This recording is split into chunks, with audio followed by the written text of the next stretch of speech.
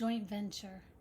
Joint venture is a noun. Two or more people joining forces to sell a certain amount of goods or to work on a single project.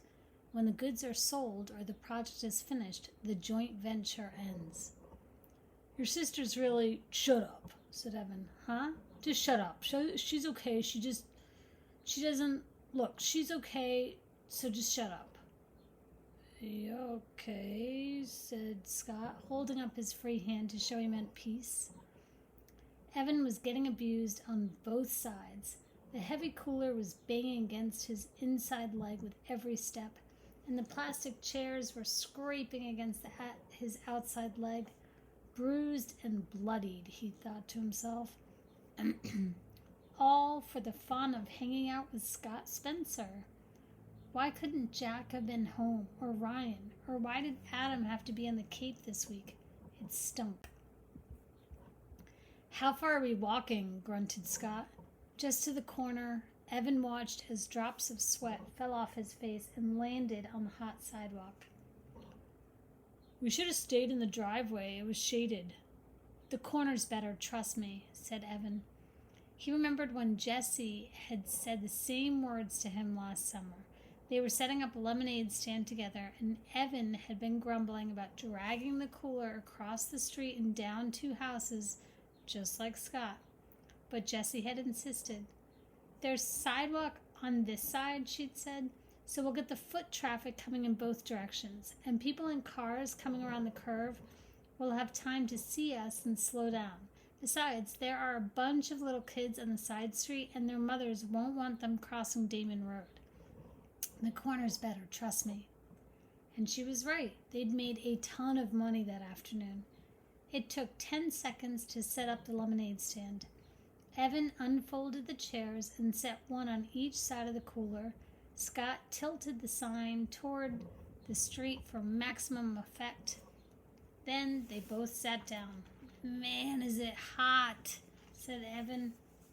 He took off his baseball cap and wiped the sweat from his face with his shirt. Then he grabbed an ice cube from the cooler, balanced it on his head, and stuck his cap back on. Yeah, said Scott, I'm thirsty.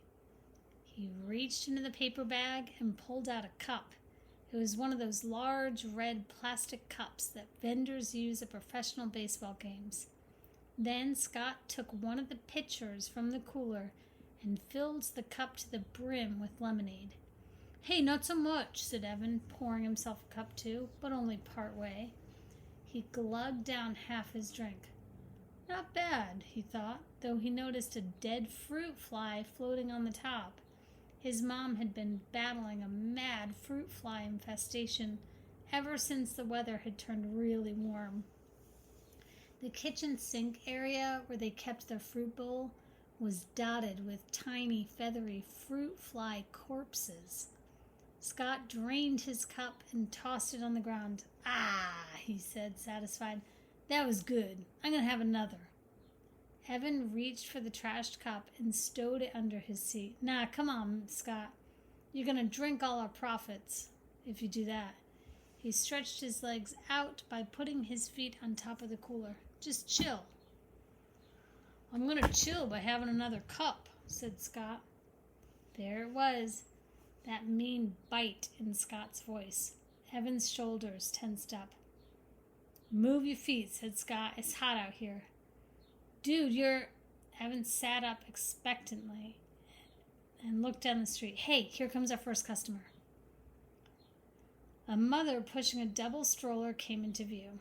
At the same time, one of the kindergartners from down the street rode her bike up, noticed the sign, and quickly pedaled back to her house.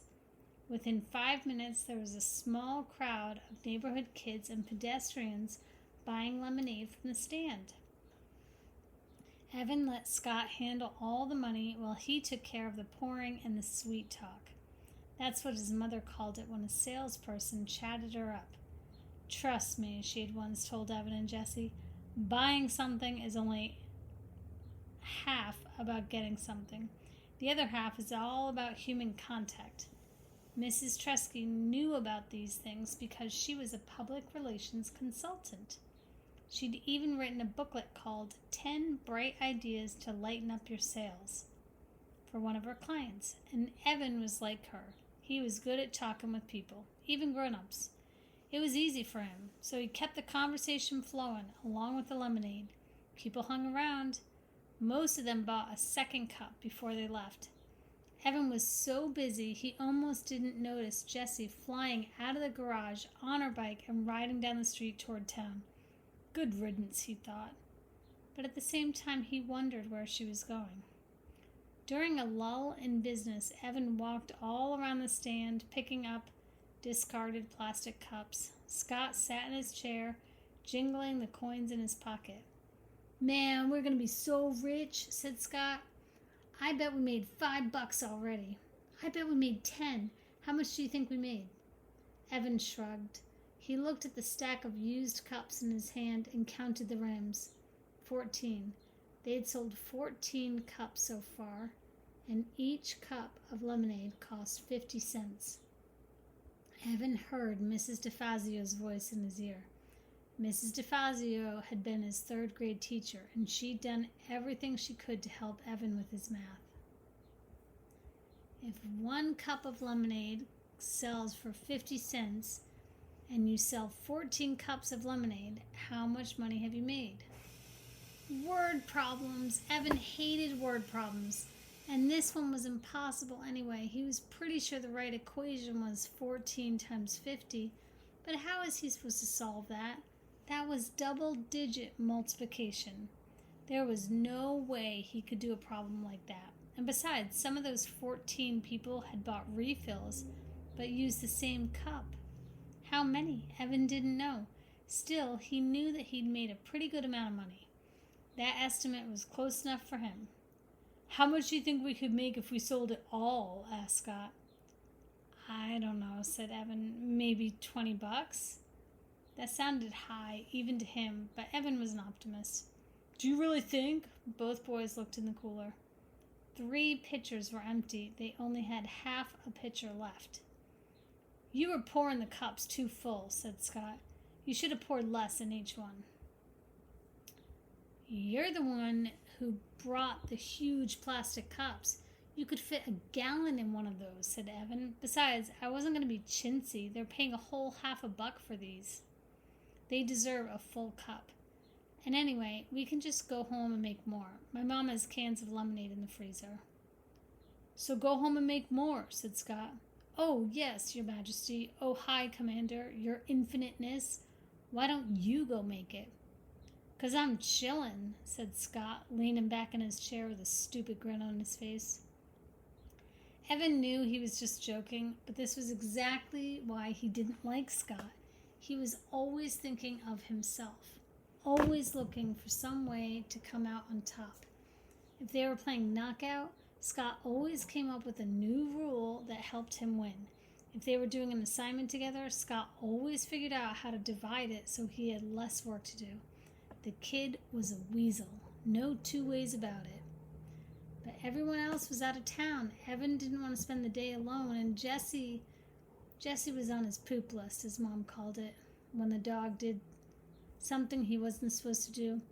Evan might never play with Jessie again. Evan crossed the street and went into the house. He was surprised to find that there were no more cans of lemonade in the freezer. Wow, there'd been so many this morning. Luckily, there was a can of grape juice in the freezer and a bottle of ginger ale in the fridge. It'll work, he thought. People just want a cold drink. They don't care if it's lemonade. He mixed up the grape juice at the sink. The fruit flies were more out of control than ever, thanks to the lemonade the boys had dribbled on the countertop. Evan swatted a couple, but most of them drifted out of his reach and settled on the fruit bowl. He wished his mother believed in chemical warfare, but for Mrs. Trusky, it was all natural or nothing, usually nothing. When he went back outside to the lemonade stand, Evan noticed that the last pitcher was turned upside down on the cooler. "Oh, come on, Scott," he said. "What, it was hot? And you said we could always make more." "Yeah, well, we didn't have as much in the house as I thought. I've got grape juice and ginger ale." I hate ginger ale, Scott said. I wouldn't give you a penny for it. It turned out that a lot of people felt the same way. Business was definitely slower. The day got hotter. The sun beat down on them so ferociously that it was easy to imagine the sidewalk cracking open and swallowing them whole. Fanning himself, Evan asked, "How much money do you really think we could make?" "I don't know," said Scott, pushing his baseball cap down over his eyes. "I mean, on a hot day like this," Evan said, silently adding the words, "or tomorrow. If we sold 8 pitchers of lemonade, what do you think we'd each make?" 8 pitchers? I don't know. Scott shook his head. His baseball-capped face wagged back and forth. Too hot for math, and it's summer. Evan pulled the red pen out of his pocket and started to write on the palm of his hand. 8 times 50 divided by 2. That didn't seem right. Jessie would know. She'd do that math in a second. Evan capped the pen and jammed it into his pocket. "But I bet it's a lot," said Evan. "I bet on a hot day like this, we could actually make some real money in the lemonade business." "Yeah," said Scott, "then we'd be rich, and I'd get an Xbox, the new one, with the dual controls." "I'd get an iPod," said Evan. He'd been saving for one for over a year, but every time he had some money put away, well, just disappeared. Like the $10 from Grandma. She'd even written in her card, "Here's a little something to help you get that music thing you want." But the money was gone. He'd treated Paul and Ryan to slices of pizza at Townhouse. It had been fun. "That would be so great to listen to music whenever I want," said Evan. "I could tune you out," he added in his own head. They sat in silence, feeling the heat suck away every bit of their energy. Evan was hatching a plan. The heat wave was supposed to last at least 5 days. If he and a friend, not Scott, set up a lemonade stand every day for 5 days, he'd definitely have enough to buy an iPod. He imagined himself wearing it as he walked to school, wearing it on the playground. "Hey, Megan, yeah, it's my iPod. Sweet, huh?" Wearing it in class when the teacher droned on about fractions and percents. Nah, but it would be so cool. At least there would be one thing that didn't totally stink about going back to school. After 2 hours, they decided to call it quits. Sales had dropped off fast and then stopped altogether. "Hey, did you notice something?" asked Evan, stacking the chairs. "What?" said Scott. "When we started the stand, most of our business came from that direction." He pointed down the street toward the curve in the road. "But after an hour, not one person who walked past us from that direction bought a cup. Not one. They all said, 'No thanks,' and kept on walking." "Why do you think?" "Dunno," said Scott. "Boy, you're a real go-getter," said Evan. "You know that?" Scott socked him in the chest, but Evan defended and knocked Scott's cap off. While Scott was scrambling for his hat, Evan said, "Just hang here for a minute, okay?" and set off down the street. As soon as he rounded the curve, he knew why business had fallen off so badly. There was Jessie and Megan Moriarty from his class. They were standing inside a wooden booth, and their sign said it all.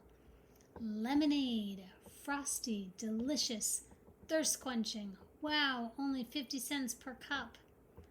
By the looks of it, their business was booming. Evan watched as Jessie accepted a fistful of dollar bills from a mother surrounded by kids.